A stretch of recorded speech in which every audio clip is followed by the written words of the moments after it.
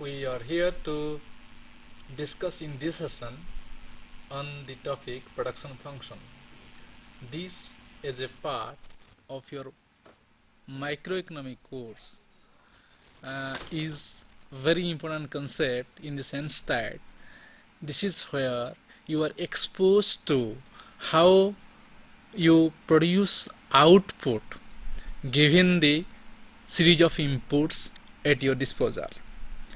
Why you are calling it a production function is the basic reason for depicting the production process as a combination of production of output due to the inputs as a technical relation.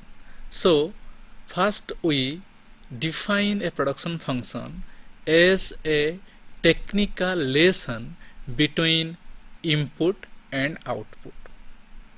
That is why we said at the beginning that if you are producing some output, then you require some input, and just it is not mixing of the inputs to get certain level of output, certain units of output, but there is a technology behind it through which you are producing.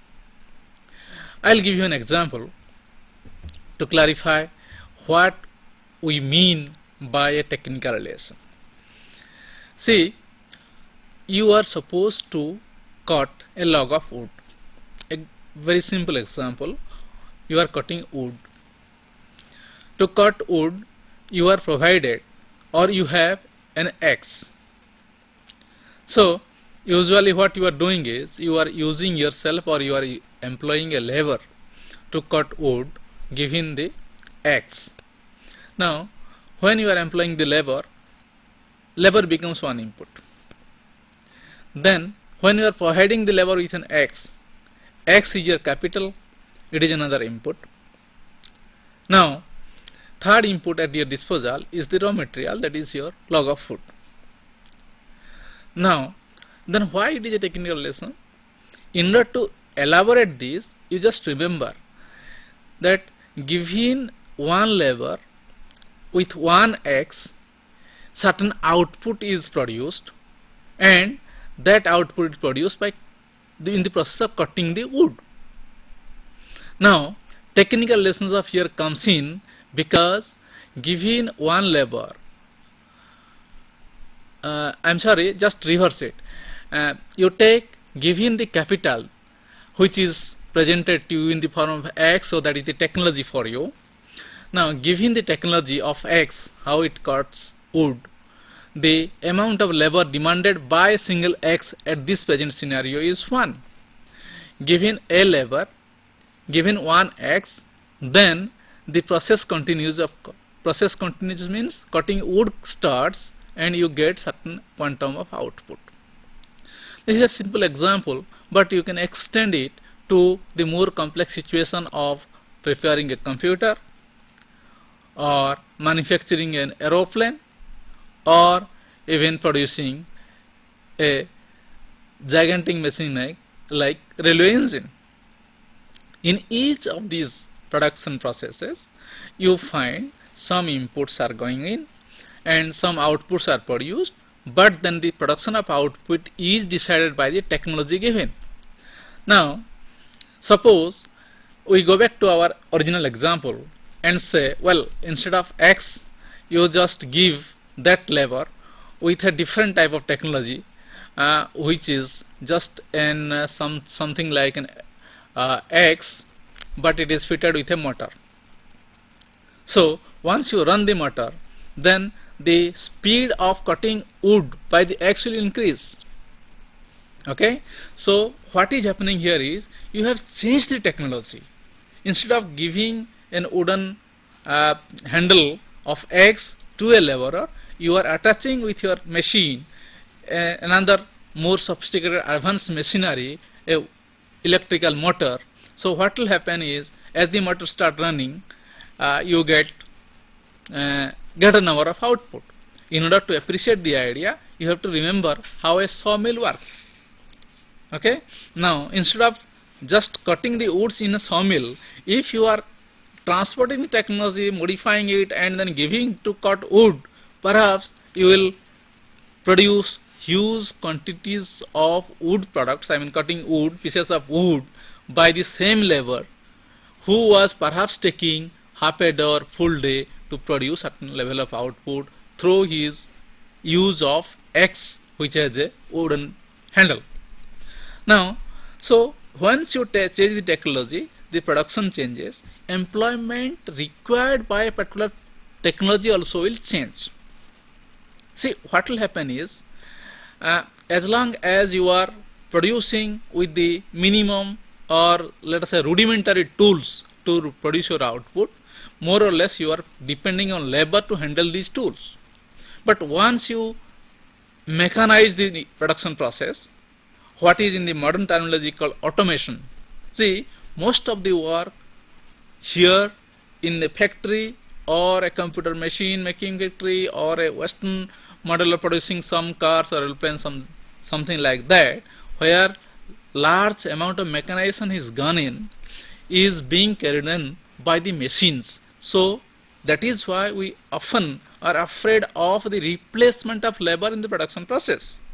As long as your production was in the primitive mode, as long as you are using elementary tools to produce certain output, now you are changing the technology.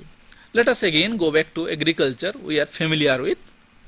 If you remember, or if you have seen in the even it is going on in large part of rural India until now, to plow a field for cultivation, to grow wheat, to grow paddy or grow some other cereals or pulses, what you are using is a pair of bullock with a wooden plow.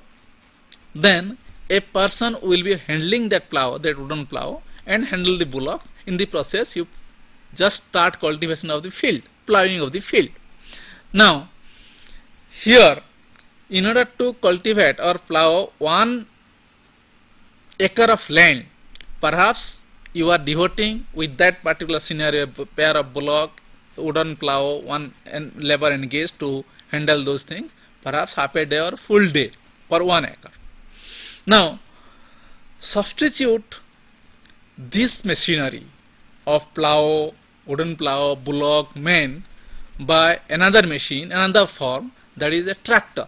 Just substitute a tractor, again you are using a single man, but then tractor can cultivate that particular acre of land within much lesser time than what was prevailing in earlier situation.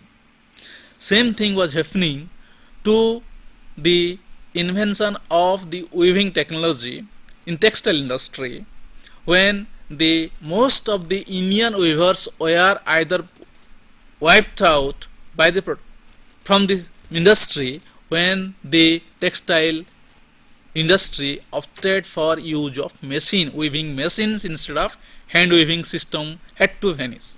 And if you remember, one of the political slogans during the independent movement of India was to weave your own cloth by your own hand. So they were just discarding the foreign cloth which was arriving in the country, and these clothes were being produced in textile industry with the help of machinery. We are not discussing the political dimension of what was happening there, but the simple intention of describing you is why we call a production function a technical relationship, because it is the technology which more or less decides the use of labor or use of capital in the production process.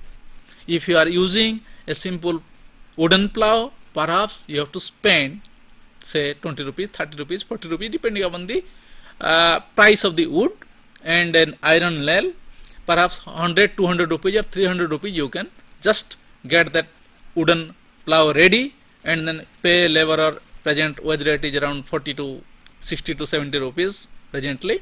So perhaps that is what all you require if you are using that primitive technology called wooden plow and cultivating the land.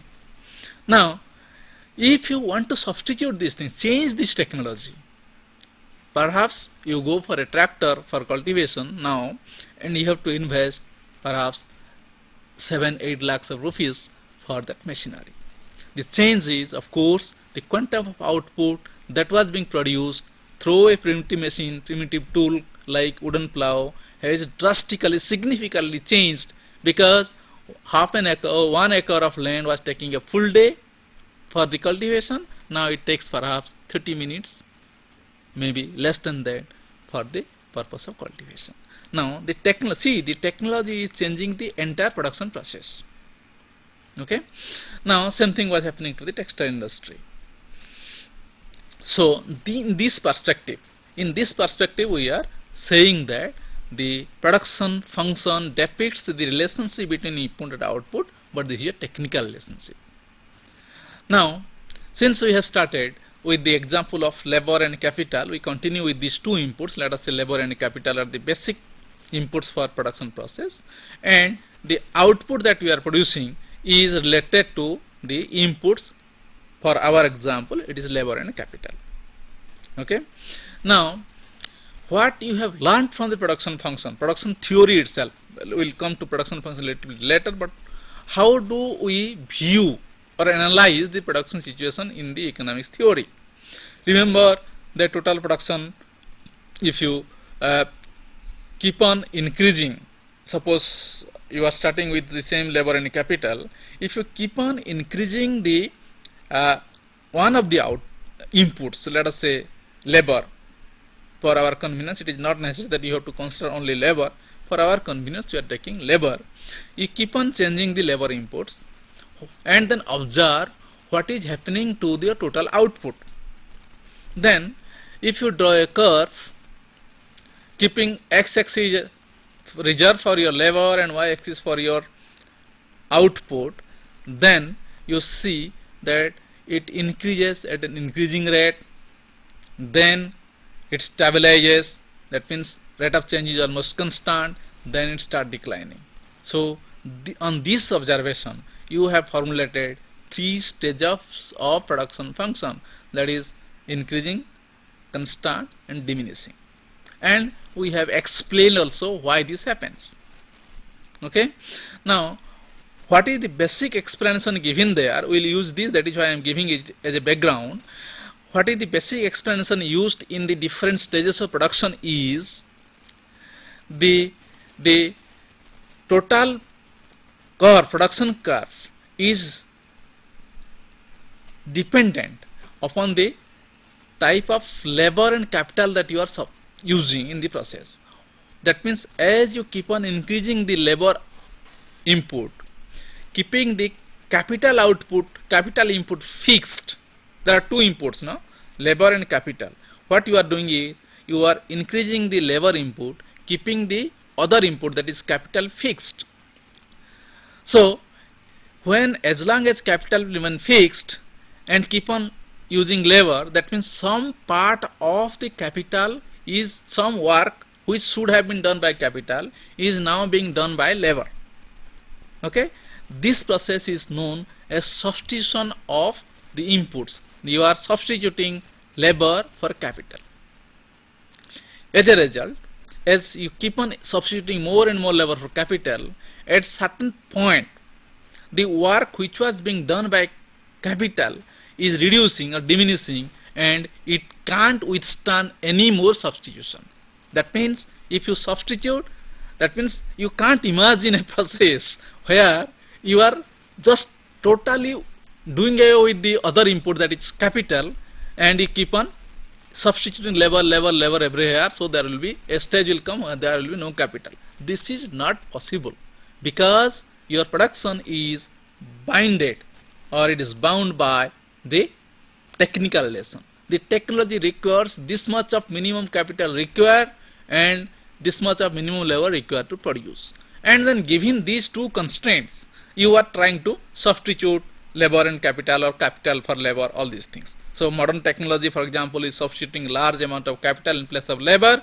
If you are dealing with the primitive tools, I am not using the word technology, I am using tools, primitive tools like wooden plow, which doesn't require much of sophistication, you are using more labor and labor in place of capital.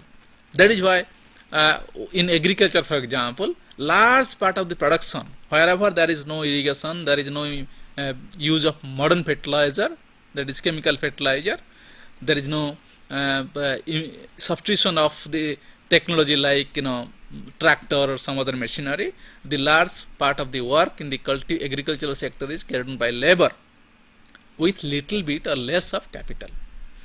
The question is, even however small, however less may be the quantity, some amount of capital is required. So at no stage you can't imagine a situation where you are going to carry on cultivation only with the help of labor. So the substitution between these two inputs, at some degree it operates, after certain level you just can't operate. That is where the substitution has a limitation, and we will come to this substitution business little bit later. Now let us now go to another concept. You have again read it. It is called isoquant. What is isoquant? Isoquant means you want to produce a fixed level of output. That means you have decided that you will produce, let us say, 100 units of this output called cloth. 100 yards of cloth, let us say units, instead of yard, let us say 100 units of cloth. Okay. Now if you want to produce 100 units of cloth, that is fixed. Now use different combinations of inputs to produce the same level of output, which means you can produce 100 units of cloth, as I was telling you as an example, by means of different combination of inputs. Since we are presuming for our convenience only that there are two inputs, labor and capital, and output production is fixed, now to what extent you can substitute these inputs for one another? Either, so as you keep on increasing one input, the other input, the utility of other use of other input falls.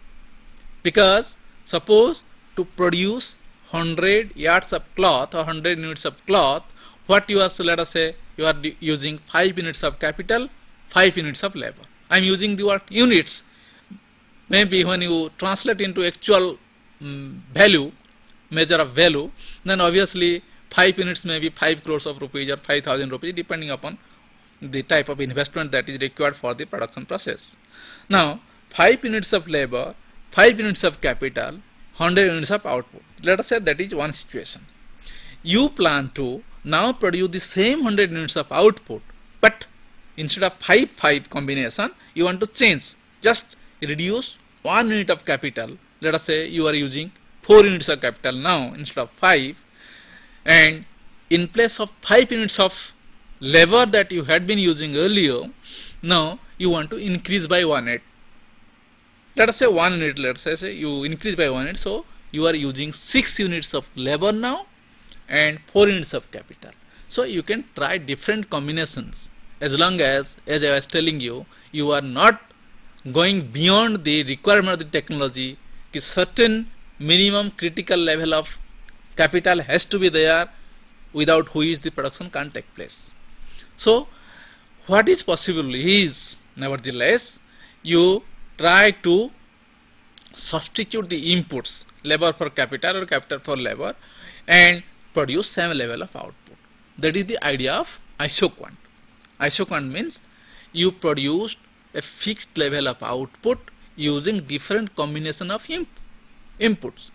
Now that is why if you advance slightly analytical level of this concept of this isoquant, then you get a smooth curve which is convex to the origin. It looks like this.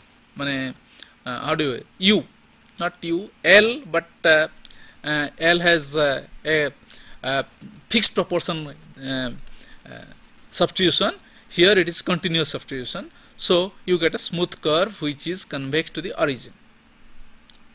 Okay. Now if that is the shape of the isoquant, it allows you to substitute little bit of capital with little bit of labor. That means divisibility is possible. Here you are not speaking of one labor if you are employing, you just can't cut it into half and then substitute half. You can use half of a labor, maybe wrist onwards, half of the labor, and use another some units of capital for that is not possible. So, but then for analytical purposes, we are allowing such minute substitution between labor and capital, unit wise you can. Now, this is what you have said so far, and that is why you have defined, you have a particular technical concept called marginal rate of technical substitution.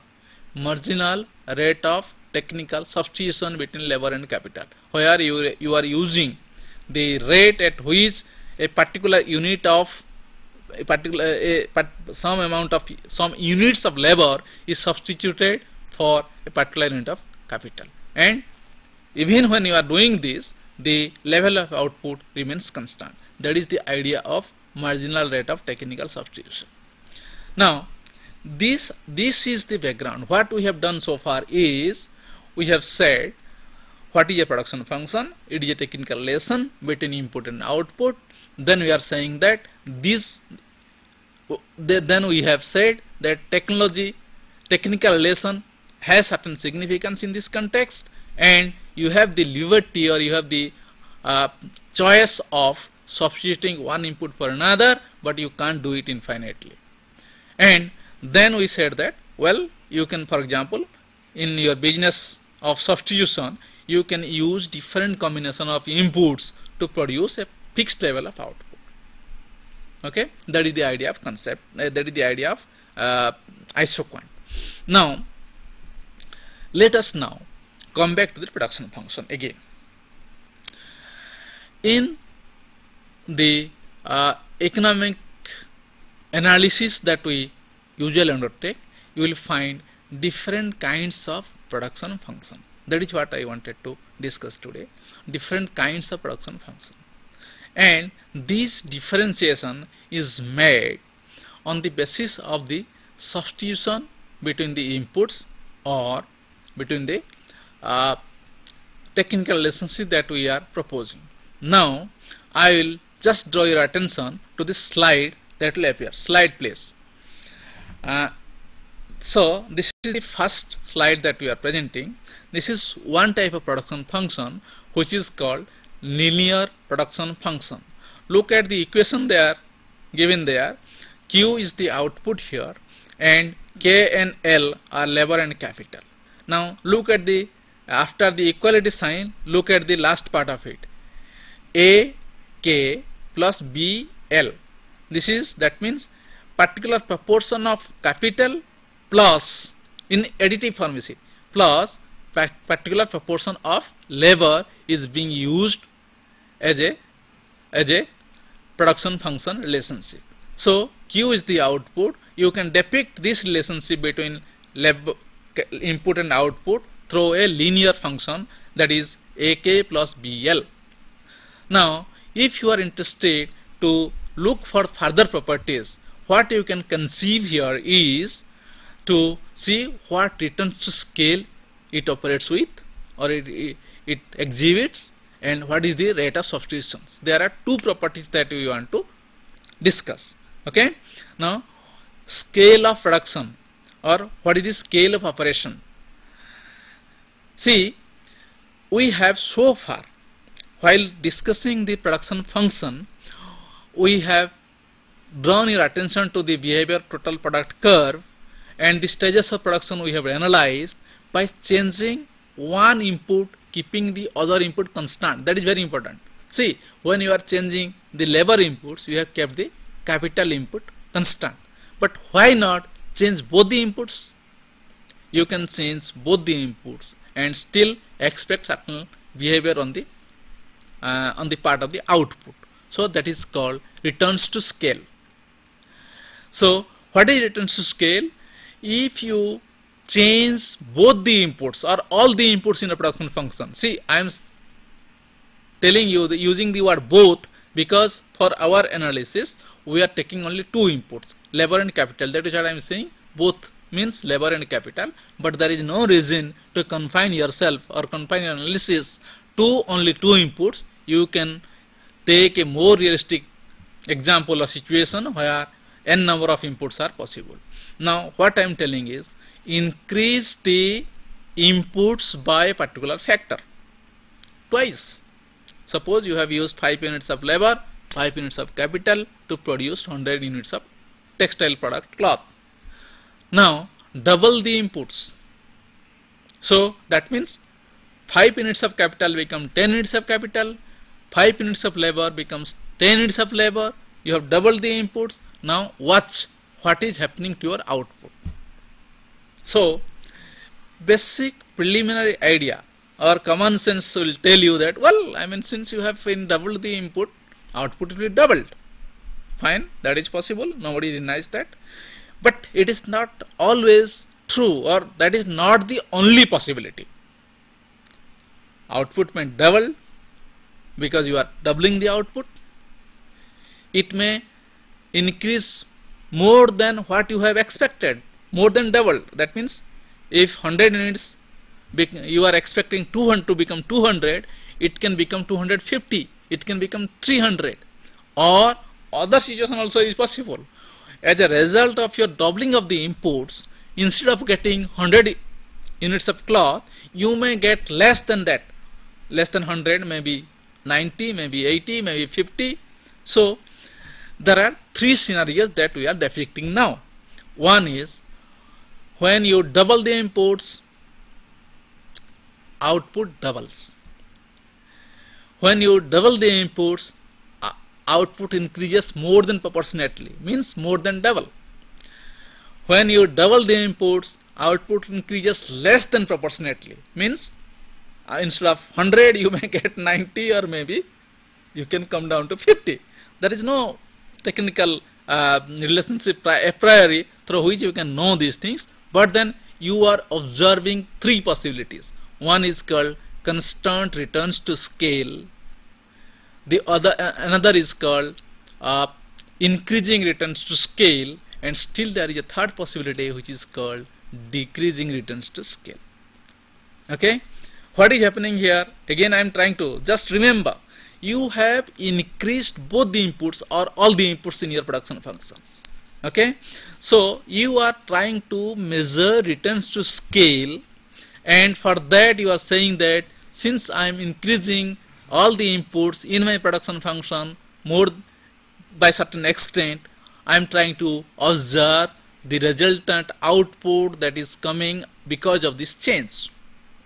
Okay, so if you are lucky, you get increasing return to scale, means you double the inputs, output increases more than 2 times of what you are getting earlier. That means with 5 units of labor, 5 units of capital, if you are producing 100 units of the cloth, now you have doubled the inputs, means you are using 10 units of capital, 10 units of labor, and you are getting maybe 250 instead of 200. That is a situation of increasing returns to scale. Now constant return to scale means you have doubled the inputs, output doubles. Decreasing return to scale means you have doubled the inputs but output decreases, it is not doubled. Now these are the three scenarios. So you always can examine what is happening to the output as a result of change in the scale of use of your inputs, change in the scale of inputs used. Okay, now three possibilities are pointed out. One is constant return to scale, another is increasing return to scale, third one is decreasing return to scale. So for each type of production function that you are having at hand, you can just evaluate whether that production function has the feature of increasing constant or decreasing returns to scale. That is one point that I was trying to point out. Second point that you can always evaluate is the rate of substitution. You know, what is the technical possibilities through which you can use certain input, certain quantity of input in place of another input. For example, you can substitute how many units of labor you can substitute in place of capital. So the rate of substitution, that is another possibility, and rate of substitution is already pointed out in the marginal rate of technical substitution. There of course a problem is there, because you have to take into account the units which are not homogeneous always, so you don't get a pure number. Now in order to get a pure number in the substitution analysis, you take the help of elasticity of substitution.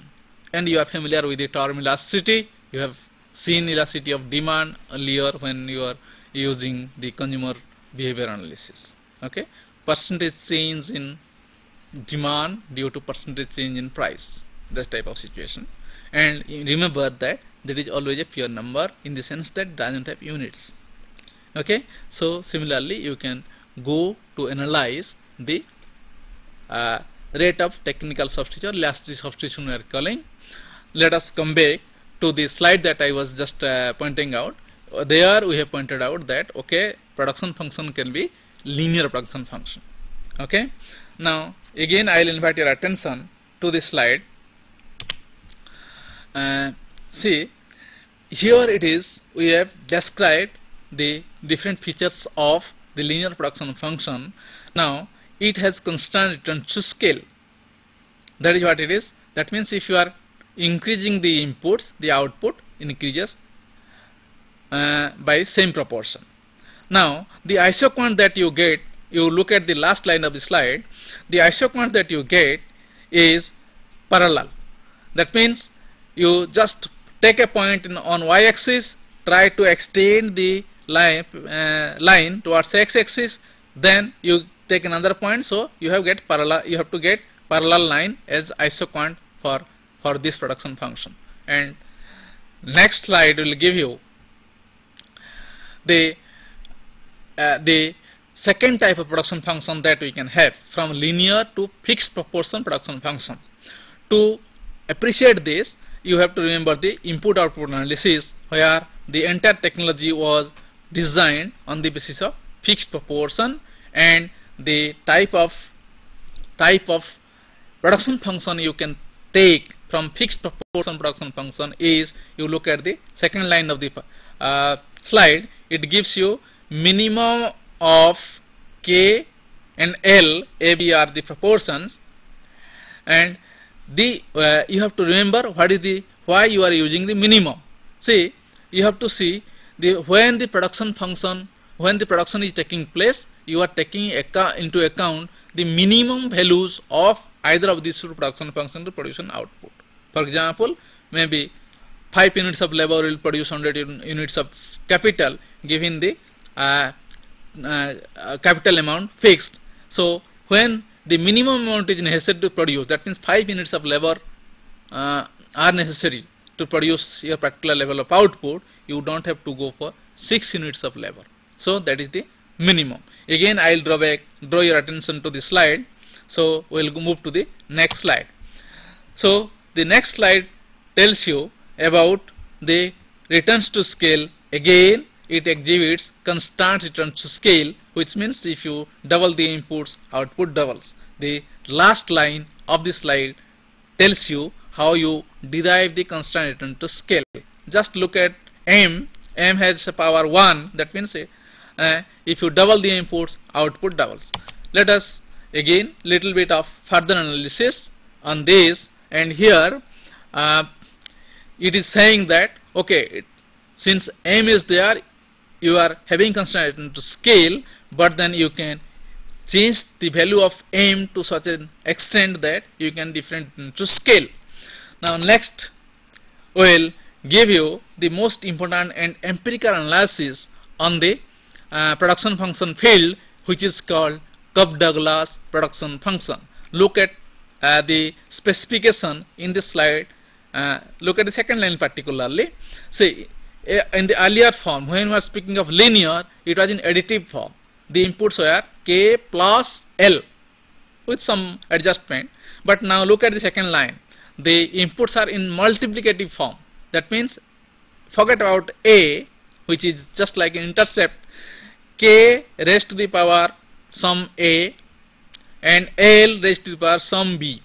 Okay, but then if you forget about the power, you see that the production function requires you to specify this Cobb-Douglas production function in multiplicative form, because you have to multiply K with L to get the output. Now here again the Cobb-Douglas production function, I was telling you, it is one of the most commonly used production function in the empirical research. Now look at the next slide again.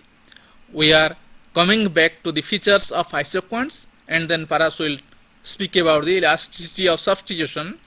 Isoquants are convex in shape. That is what I was telling you. Just remember your isoquants. It is just it is convex to the origin, and this production function, which will show in the next, will give you the increasing, decreasing, or constant return to scale depending upon the values of the scale parameter that you are using through m. Look at to the in the first last but two lines, because that is presented in a little bit clumsy manner, but look at the last but one line. I'll read out that for your convenience. Equal to signs you mark, then m is the rate of change. I mean, you want to change the output by certain proportion, so you are increasing the output by m raised to the power a plus b, and the original production function fkl is the production function original. Now you will decide the returns to scale on the basis of a plus b. If a plus b is equal to 1, then what are you getting? You are getting constant return to scale. If a plus b is greater than 1, you are getting increasing return to scale, and a plus b is less than 1, you are getting decreasing return to scale. So this is described in the next slide. I will just draw your attention to the next slide.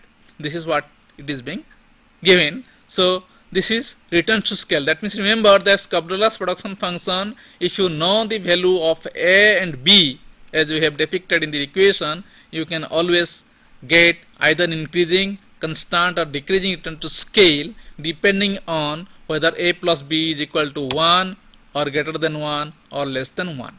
Now if you look at this slide again, the second line will give you what is called the elasticity of substitution. Little bit difficult, but then if you are little acquainted with the marginal concepts of marginal products, so it is all marginal products, and then in the numerator of this last line, where sigma is the elasticity of substitution, delta q by delta L is the marginal product of capital, delta q by delta K is the marginal product of capital, and first one is labor.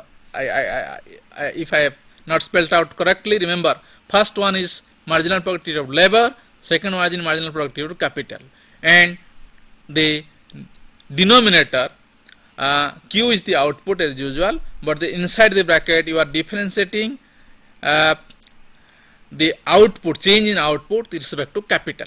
So that gives you the elasticity of substitution. Now if you go to the next slide please, there is a little bit of change in the specification now. K raised to the power, let us say alpha or a, and L raised to the power 1 minus alpha or a. You know, it doesn't matter which letter you are using, but remember the specification. See, k raised to the power something, let us say a, then k L is specified by saying 1 minus k or 1 minus L. Now if you try to work out the elasticity of substitution here, you get a distinct result which is equal to 1. That tells you that Cobb-Douglas production function gives you a result where elasticity of substitution is equal to 1. Okay, so elasticity of substitution is equal to 1. Now this is a distinct feature. See, from earlier where you have said you have got a different result in case of linear or even the fixed proportion production function. Now we will still go ahead and look at the last production function that I will speak about. This is called constant elasticity of substitution production function. Okay, and it is a complicated equation structure.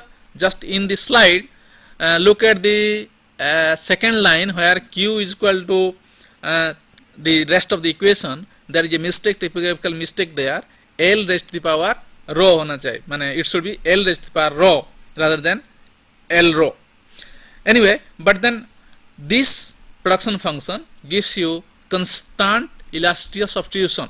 The Cobb-Douglas was giving you a figure which is equal to 1, but now you can get not 1, a constant, maybe 5, maybe 6, some constant. Okay, it can be 1, 2, 3, 4, 5, 6, and how you get it is being described through the different symbols. These are not very important here, but you remember that constant elasticity of substitution gives you the advantage of getting an elasticity of substitution which is constant. And for your own information knowledge, if you remember that this CES production function was designed or invented or produced by a group of economists in which B.S. Minhas, one of the eminent economists in India, was associated with. He was a member of Planning Commission, and then he is quite well known in the field. So it was his contribution along with some others. Okay. Now, so this is production function which is constant, returns to scale, and other forms are there in this slide. We are not going to use anymore. So we have so far decided that production function is a technical relation. Also we have decided that the technical relation has a specific meaning. Now, given the basic structure of output is related to inputs in certain way, we can now have different kinds of production functions. We spoke about linear production function, fixed proportion production function, Cobb-Douglas production function, and CES production function. In all these forms, we discussed about two features. One, whether they exhibit increasing, constant, or decreasing returns to scale, and also we just discussed what do we mean by a returns to scale. Then another feature we spoke about is the elasticity of substitution, where we are trying to see at what proportion, at what percentage the inputs are being substituted. Okay, so in case of Cobb-Douglas, we showed through a slide that elasticity substitution is equal to 1. In case of CES production function, in place of 1, it can be any constant. Okay, so these are the two important features, and at the empirical research, you will find the use of Cobb-Douglas production function in a wide array of fields, because it is simplicity and it can be estimated. Because just see, remember that it is given in the multiplicative form, so just to take log of both the sides, you get a additive form what was given you by the linear production function. Now, this production function, once you cover different types of production function, perhaps it will be again beneficial for you to go to some more recent type of production function like Translac production function, which will perhaps take off in the next session, perhaps at a higher level.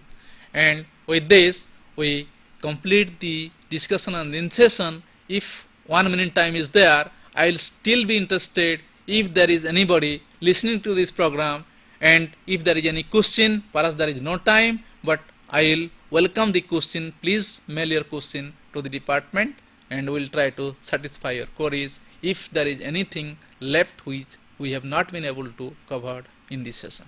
Okay, thank you for the attending the session.